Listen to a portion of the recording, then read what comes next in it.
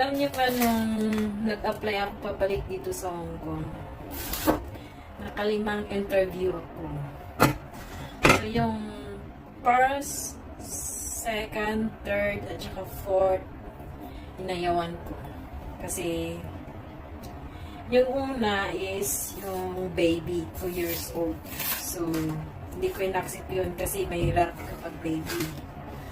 Tapos, yung pangalawa is, parang, ang babae is Chinese, tapos ang lalaki is puti.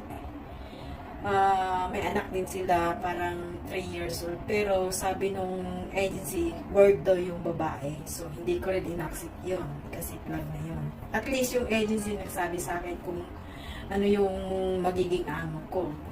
Tapos, pangatlo, may nag-interview din sa akin